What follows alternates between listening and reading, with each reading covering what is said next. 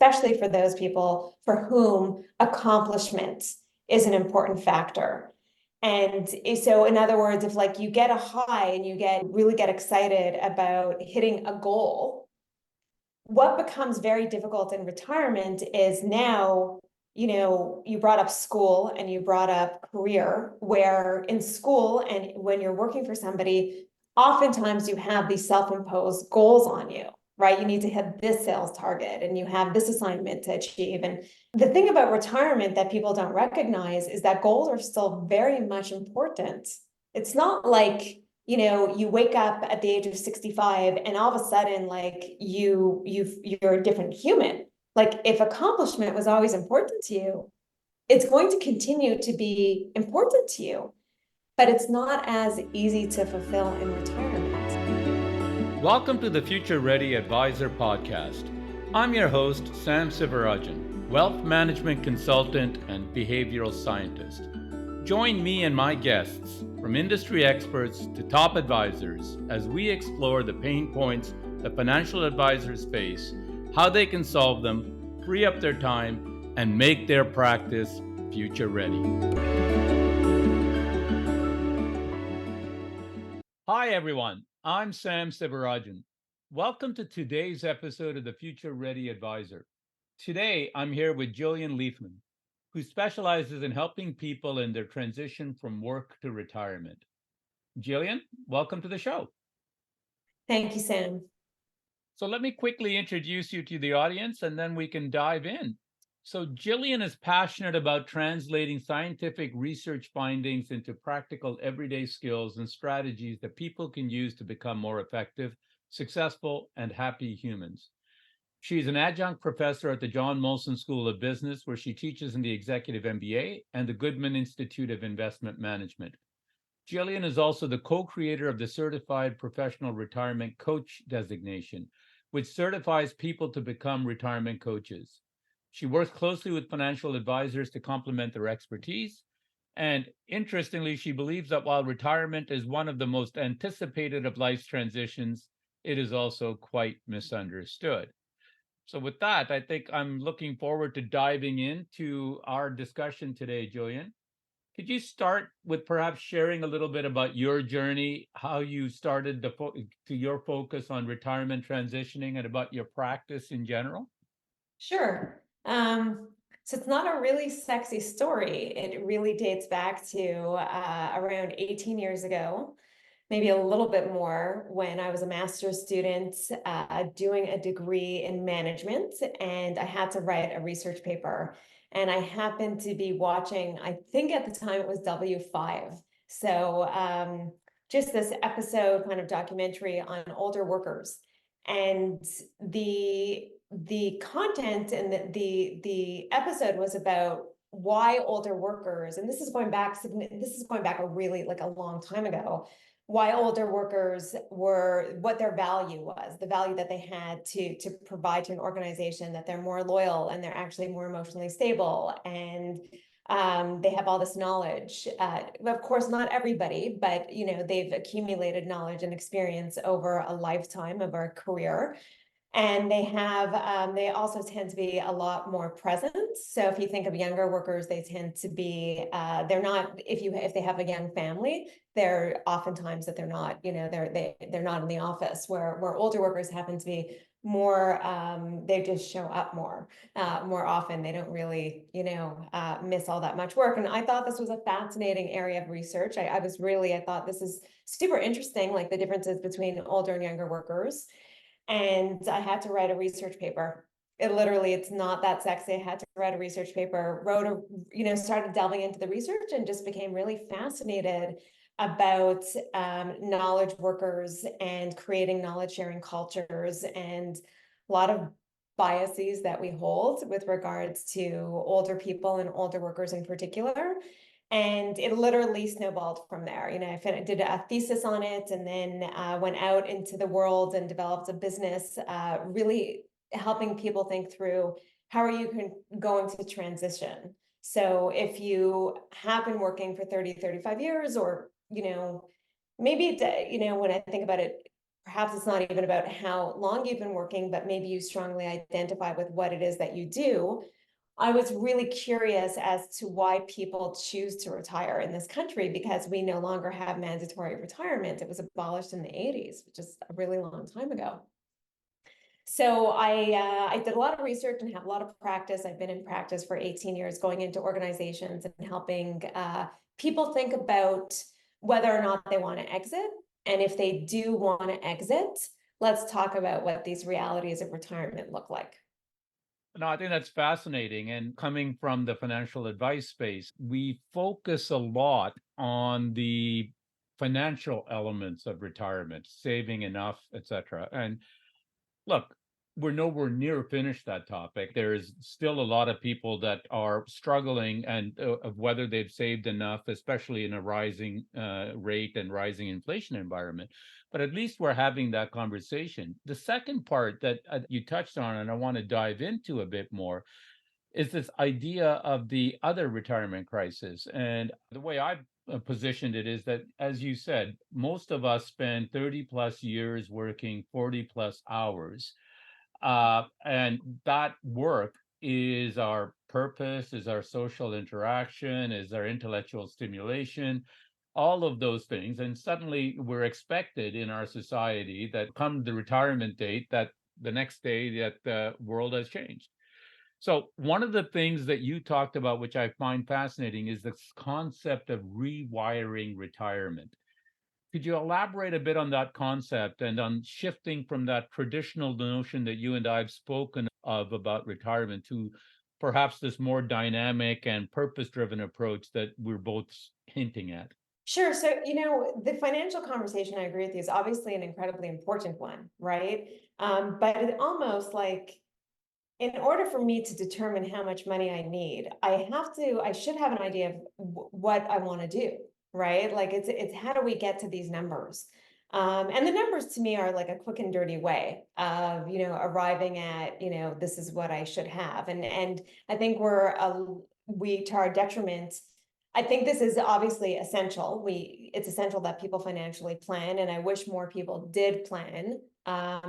But it kind of foreshadows this whole other conversation of, so what are you going to do and how are you going to spend your time? And do you even want to exit? That's been a real interesting conversation I've had with people about exiting, and why, a lot of people feel pressured, not necessarily that they want to go, but they feel as though they have to go, and they've hit this metric of, I'm 65 and it's time for me to leave. And we're not having those conversations, which I think would be beneficial to our clients and the end user about, tell me a little bit about what your plans are. Like, what do you plan to do? So we've saved, or I've been an advisor, I've been your advisor for 30, 35 years. We've met your goals, but why did you save all this money? Like, what is it that you want to do? And how are you going to spend your time? And how are you going to spend your talents? And how are you going to spend your days? When retirement way back when lasted like 5 years, that made sense for our conversation to be solely about finances, right? It was really, at that point, you're going to likely exit, and well, a lot of people think they're going to travel. A lot of people don't travel as much as they think they will, but you're going to relax, right? Your vision for retirement is, this is a lifetime, this is a gift for a lifetime commitment of work. You've earned this. You get to now put your feet up and for 5 years and just, lounge around.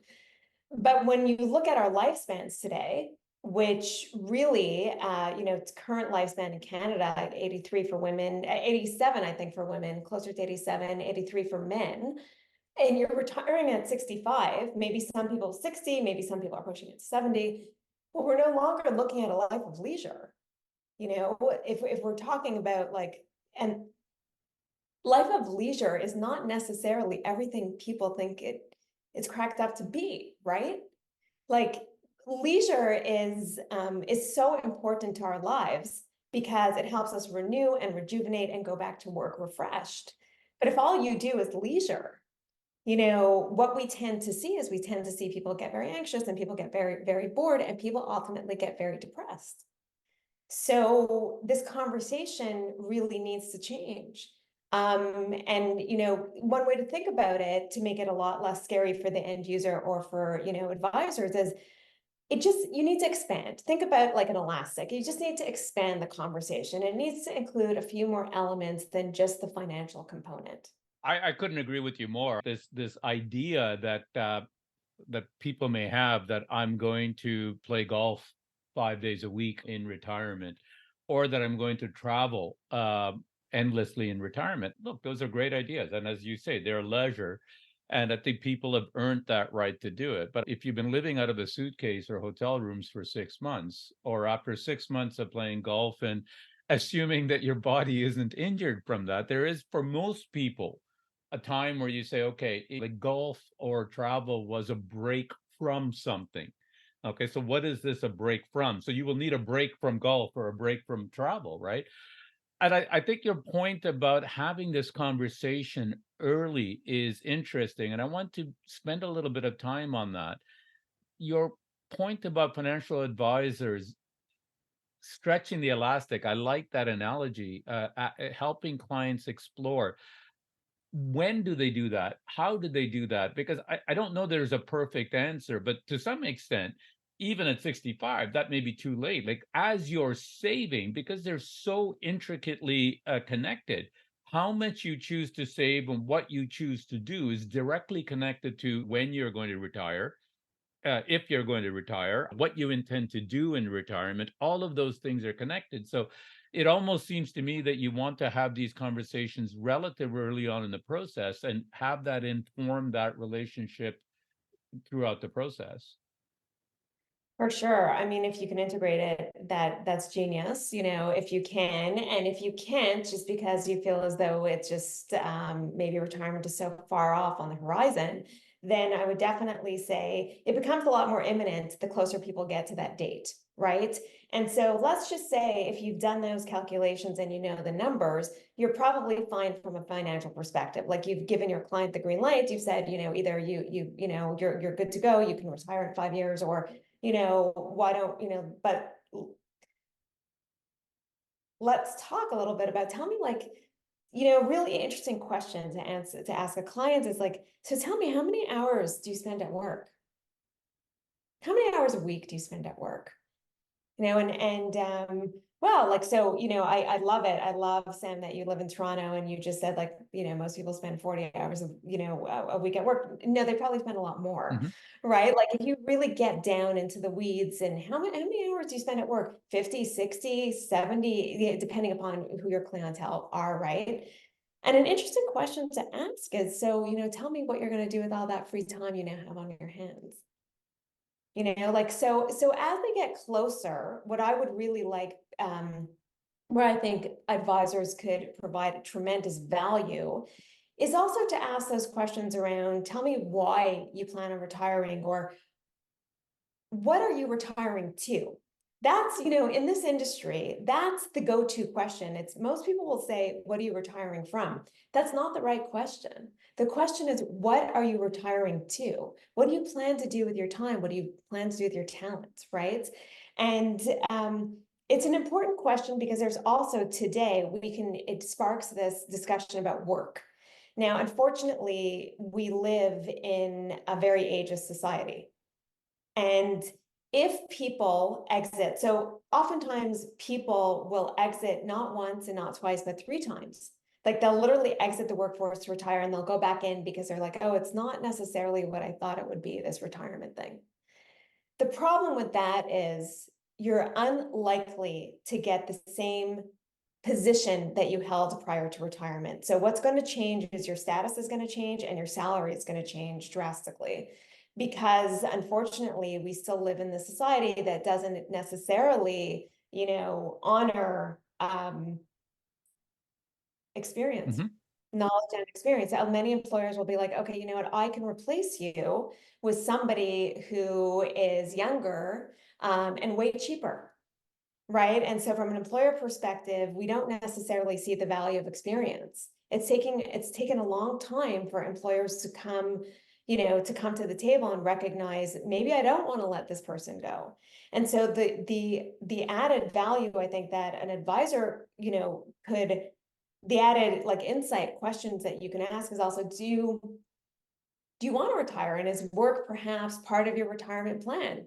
And let's talk about this independent of finances, because my concern is once people leave, it's really not so easy to go back. And I'm not suggesting for a moment that you can't get a job, but I am definitely suggesting that you might not get the same caliber of job that you held prior to retiring. Now, you make an interesting point. There is a lot of merit in the fact that we're still stuck in this past view or vision of retirement, both from the employer and from the employee perspective. So to your point, there's a perception that the older worker, from many employers, that the older worker, that experience isn't valued as much, or that they're expensive and they can be replaced by a more junior employee. Now, whether they can or not, that's a different question, but there's a perception perhaps by both employer and employee that the working arrangement in the later years needs to look like what it was in the earlier years. I mean, it might very well be that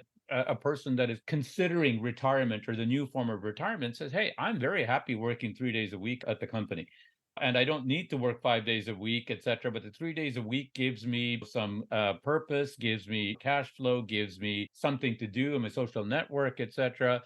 And at the same point, the employer might be, hey, this is great. I get the benefit of this knowledge transfer from this employee without having that payroll impact, etc. But we're at the stage that we're not having that conversation. Either the employee feels that that's a conversation that they can have with their employer, or that the employer feels that they can approach their employee well ahead of time to kind of put this as a potential option. And when we're dealing with the fact right now that we've got this skills gap and that we've got this labor shortages, et cetera, it sort of seems to me that we're missing a real viable option that is really near term here. Absolutely.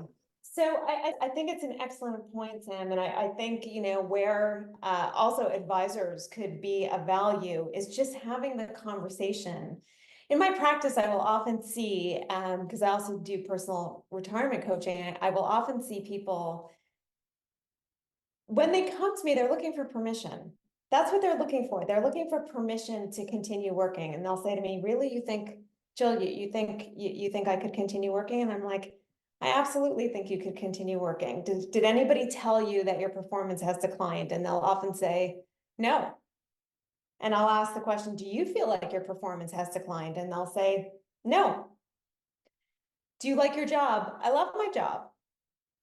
So tell me why you're retiring. And just to spark that conversation, and then to give them permission to suggest, maybe you want to continue working, but in a different capacity. Maybe you want to work on special projects. Maybe you want to work, during the summer months and not the winter months. Maybe you want to work 3 days a week. And I think we need to empower people to go into their place of employment and have these conversations, because it's really just limited to the content of our creativity. Like, it's a question of how do we, to your point, how do we reformulate this agreement between employee and employer, and can it look differently? And I think, COVID did a number on us in many different ways, but I think one thing that it did that was beneficial is it really showed the world that we actually can do this thing called remote work. So, can you create a different agreement with your employer that suits you and that suits your employer? Possibly. It obviously depends on the nature of your job and things of the like that. But I think it's well worth having that conversation, as opposed to just exiting, and never exploring the possibility that, hey, this might work for both of us. This, I want to work 3 days a week, and it actually works for the employer. And I would really, just having that conversation of, do you see work at all in as part of, it's an oxymoron, right? Because we'll ask the question like, maybe work is part of your retirement. Maybe it's a working retirement. And it could be completely independent of finances, but there are also benefits from a financial perspective there as well, right? Mhm. And when you run the numbers, if there aren't, because unfortunately our pension laws have not caught up necessarily to lifespan, think about what you could trade in exchange for time. So maybe it's private health insurance, maybe it's like there are other things that it's not at that stage of the game, it's not always about money. To your point, a lot of the time it's about, I want somewhere to go, I want something to do. My friends, especially for men, their social network tends to reside within the workplace. So my social connections are there, my intellectual stimulation is there, right? So these, you referred to these elements before, and in my world, I refer to this is gold.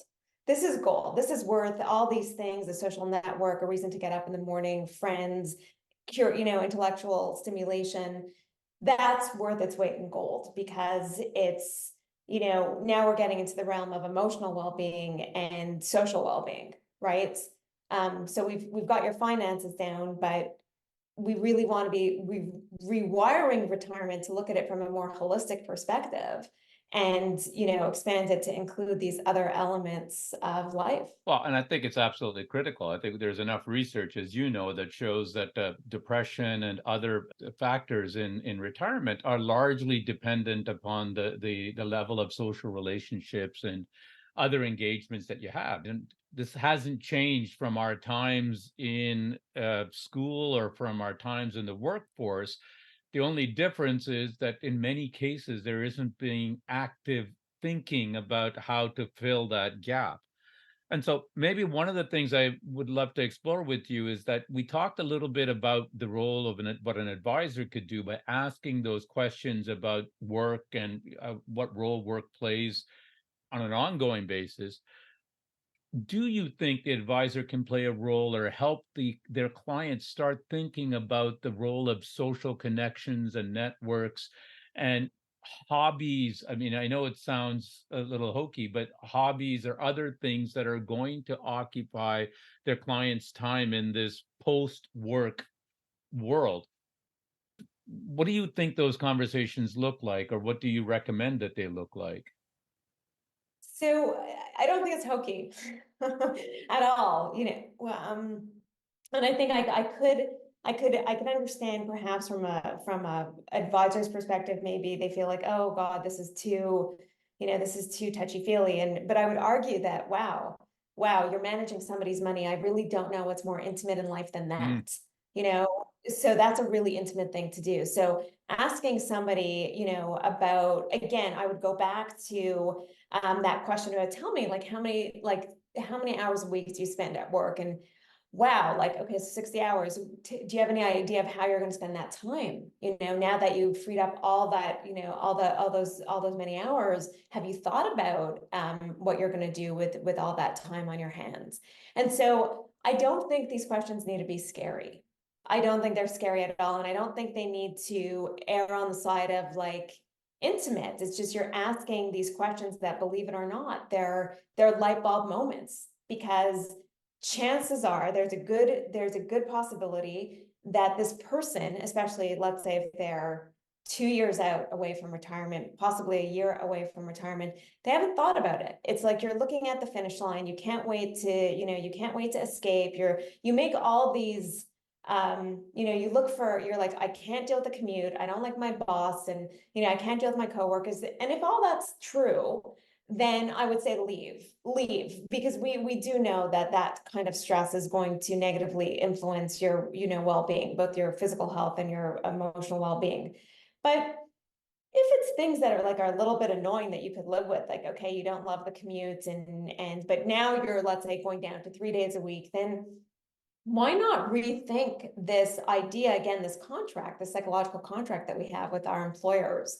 And again, I don't think it needs to be so scary. And in my experience, when you start with that question of time, that's not so intimate, right? It's just you're asking a question to spark some reflection where people probably have not even thought of it, because they're just like, can't wait till I'm out, or I can't deal with the stress, and it's only afterwards where all is said and done and you have your papers and you've left and you're like, wow, I did not realize that work provided so many other benefits other than a paycheck. And again, then it becomes a lot more difficult to, if you want to go back into the workforce, it becomes a lot more difficult. And so, what we know, what the research is incredibly clear on is, unfortunately, it's not so popular in Canada, is phased retirement. Mhm. I'm going to do this retirement thing in phases. So I'm going to go from 5 days a week to 3 days a week.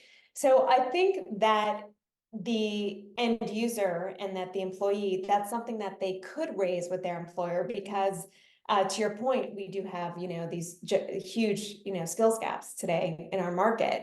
And so planting that idea and that seed that, I could stay on a little bit longer, 2 years, 3 years, a year, let's see how this goes. I would much rather people plan like that than exit cold turkey, because exiting with no plan in place can be incredibly challenging mentally, especially for those people for whom accomplishment is an important factor.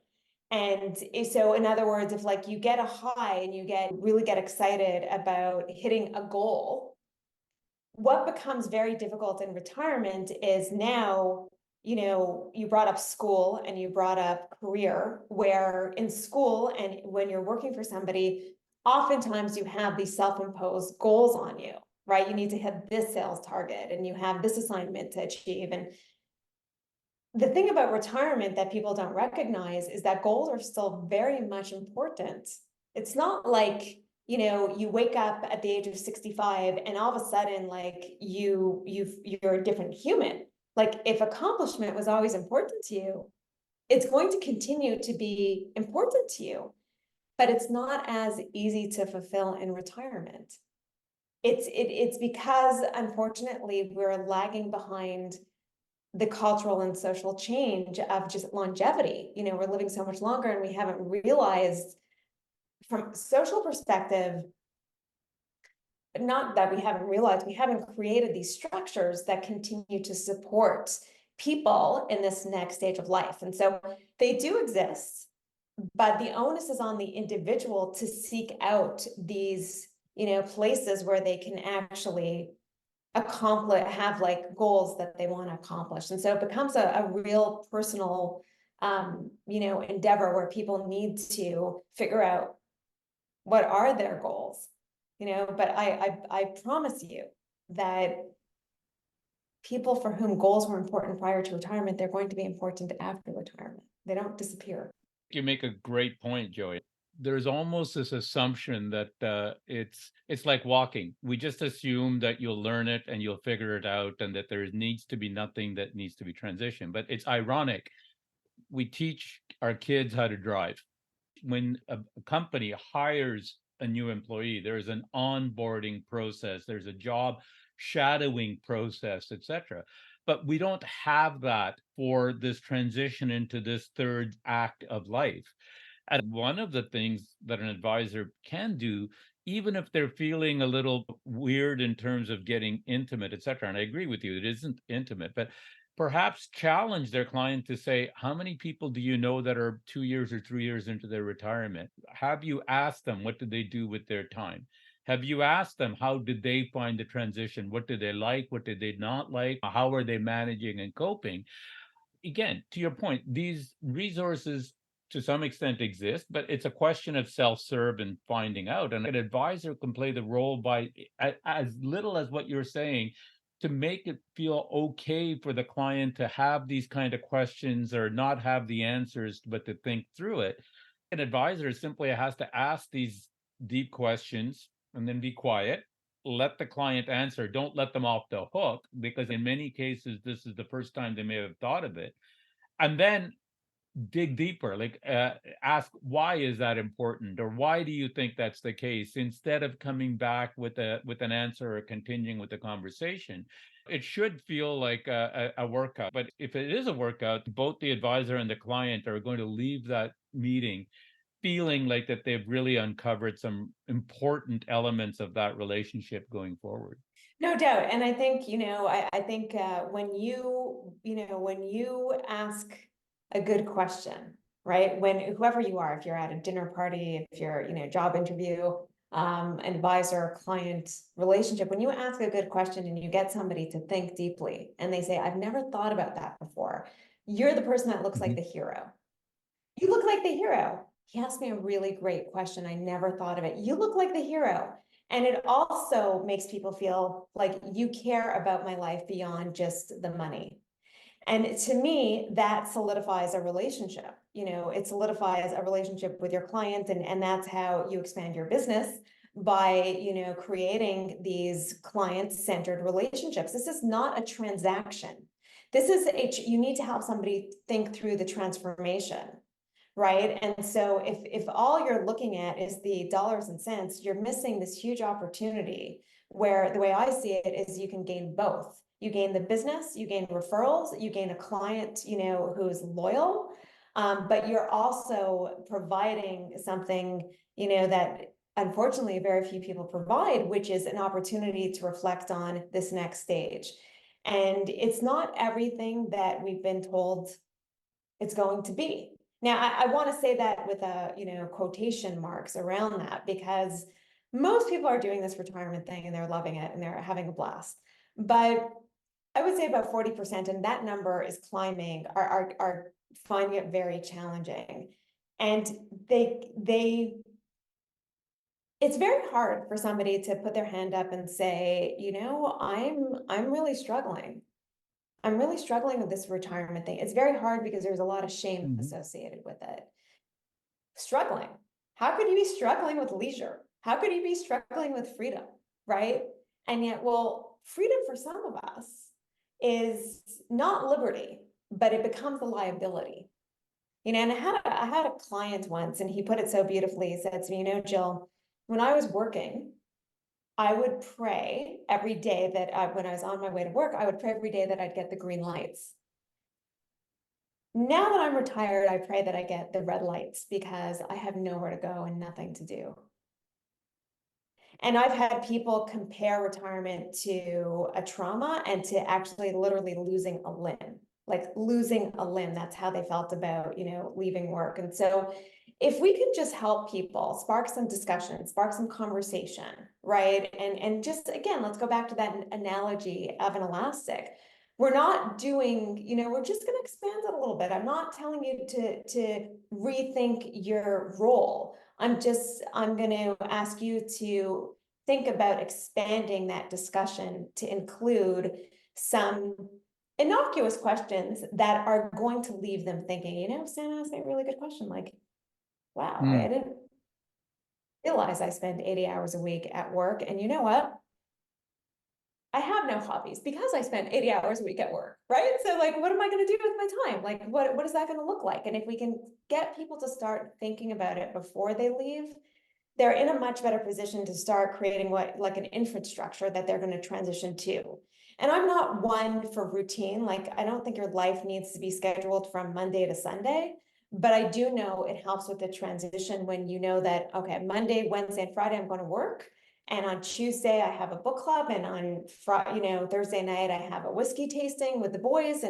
And that is helpful when roles start to change. I totally agree with that. Your point about routine is great. People mistake routine and structure, and it's taken me a long time to learn it.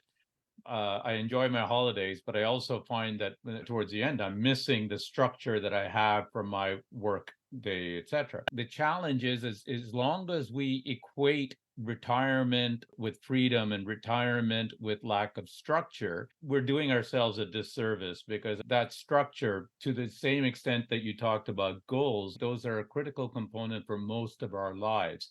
That structure may be different in your transformation in retirement, but absence of structure isn't a structure either, right? I mean, and we need to just figure out what we're going to replace that vacuum that we've just now created whether it's 40, 60, 70, 80 hours a week, what are we going to replace that with? And without having some real deep conversations and thought about it before we get in there, we're going to find many people are going to find themselves adrift and afloat, because you're not suddenly going to pick up hobbies or suddenly pick up a network of friends that you hadn't talked to on the day after your retirement party.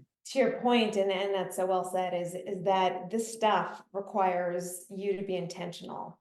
So if you don't have a social network outside of work, then you need to be intentional about creating one when you leave.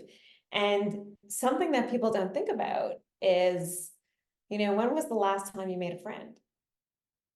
Well, as we get older, we don't necessarily have those opportunities in which we meet new people and make new friends, right? And so if you're somebody, again, who spent 80 hours a week at at work, and you don't have any hobbies, then where are you going to make those connections? Because that's the unfortunate part about this. Like, people will say, oh, I'll keep in touch with my colleagues, and I hate to be the bearer of bad news, but chances are you won't.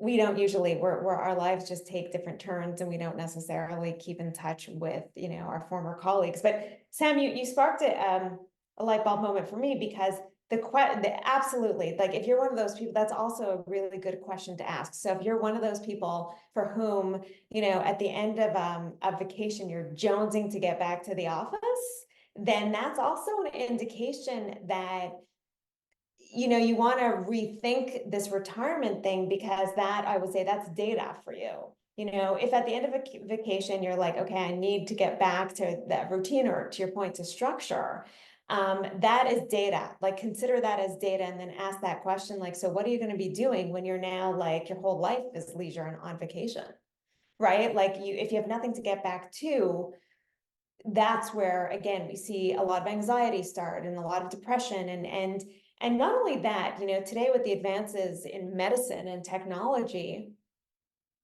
we know that, when the brain is idle, so the number one activity that increases in retirement for retirees is an obscene amount of TV watching. Okay, just skyrockets.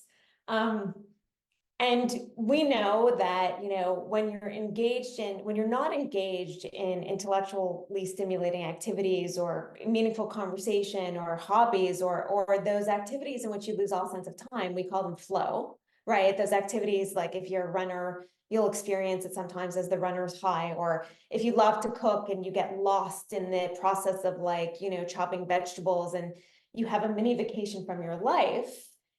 If you don't have these activities, like the purpose and the flow and the intellectual stimulation, that your brain goes idle, and that becomes problematic in terms of Alzheimer's and dementia. So, again, one of those benefits that work provides, which we can simulate in retirement, it doesn't necessarily have to be work. It could be volunteer work, right? But it could be a class. It could be learning a new language, learning a new instrument. But doing things that keep your brain active is essential. And again, it's not as easy as people think. It's, how many times have I heard people say, oh, Jill, I'm going to garden. And I'm like, okay. Well, in our climate, you're not gardening 12 months a year. That's the first thing. And I'll ask that question, so, have you ever gardened before? And they'll tell me no.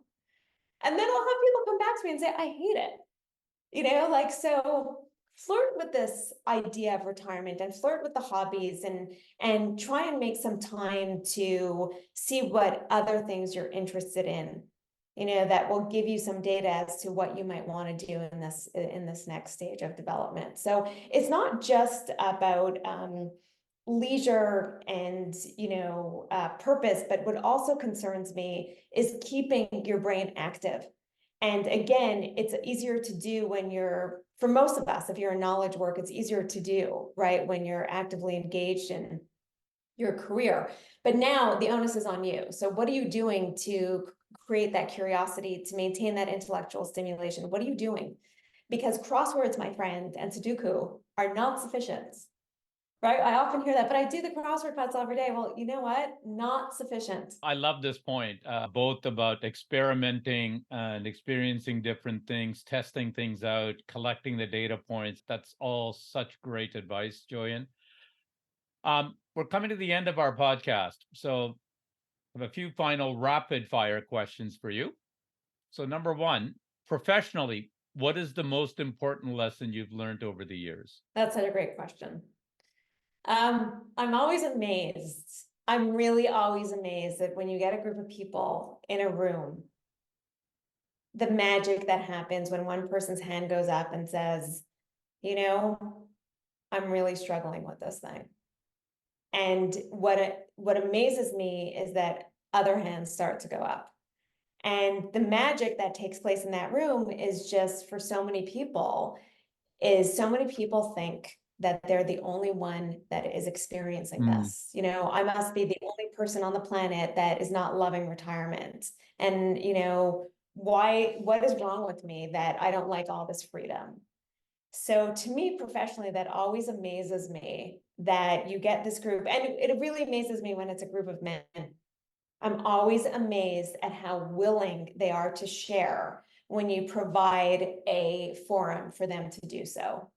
Because unfortunately, it's a stigma still, right? And it's a bias that, you know, a man can't, you know, put his hand up and say, like, I'm struggling with this role change, right? I'm struggling, like I'm really struggling because there shouldn't be, but there's a lot of shame to it. It doesn't make sense. People are like, I should be having fun and loving it, but I'm not loving it. So to me, that is always amazing to watch because you literally see people breathe a sigh of relief.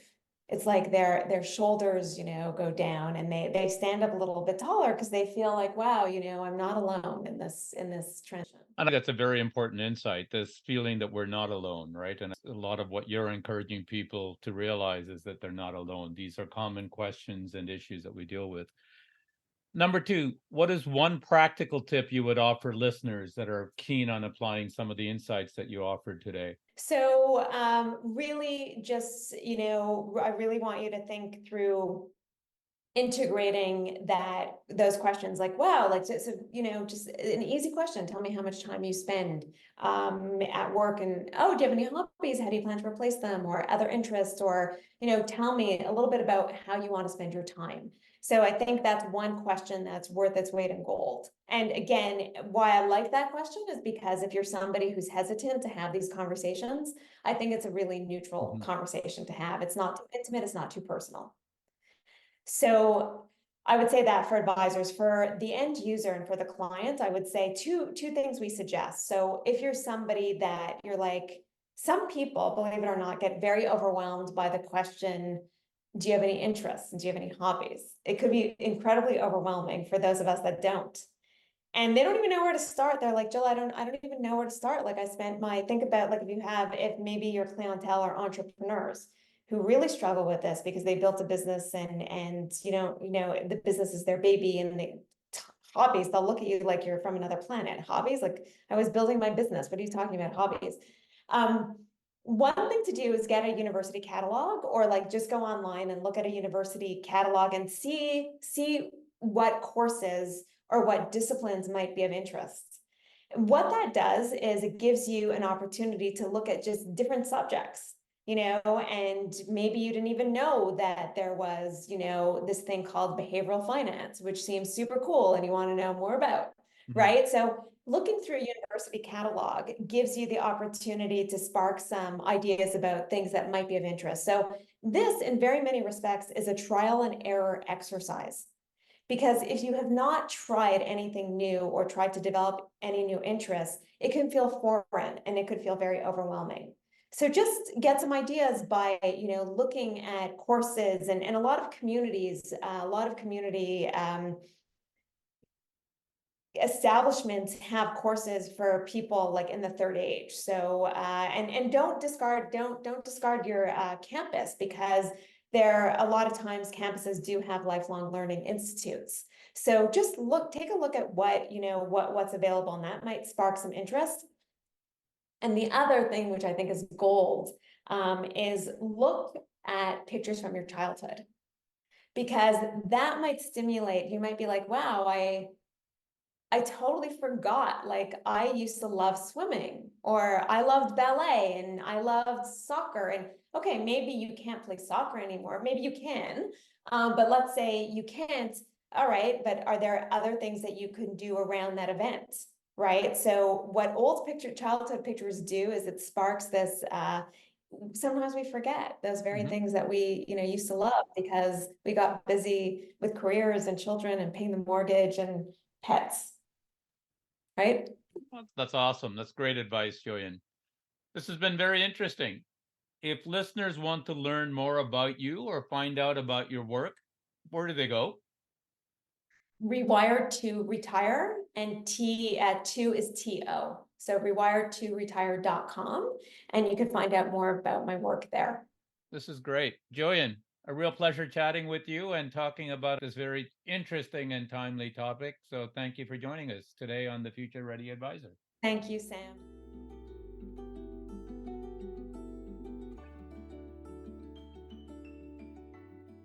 In this episode of the Future Ready Advisor, I talked with expert Gillian Leithman about the nuances of transitioning to retirement. She shed light on the often unexplored terrains beyond financial preparation. Here are my 3 key takeaways from our discussion. Number 1, redefining retirement scope. Gillian emphasizes the evolution of retirement from a mere financial milestone to a comprehensive life transition, advocating for a holistic approach that encompasses intellectual, social, and personal fulfillment. The conversation challenges the traditional notion of retirement, advocating for a dynamic, purpose-driven post-work life. Number 2, integrating work into retirement. We explored the innovative concept of rewiring retirement to include work in various capacities. This approach isn't solely for financial gain, but as a mechanism to maintain purpose, social connectivity, and mental acuity, highlighting the untapped potential of phased retirement and adaptable work models. Number 3, the imperative of intentional planning. Throughout our conversation, we focused on the need for deliberate planning around post-retirement activities, social engagements, and interests. This planning is essential for mental engagement and overall well-being, underlining the importance of a proactive stance toward crafting a fulfilling retirement lifestyle that goes beyond financial security. Thank you for listening to this episode of the Future Ready Advisor. Please be sure to subscribe to this podcast, and if you could rate it while you're at it, I would appreciate it. Visit samsivarajan.com, where you can download a behavioral coaching guide and find other resources. Join me in the next episode for more tips and tools to make your practice future ready.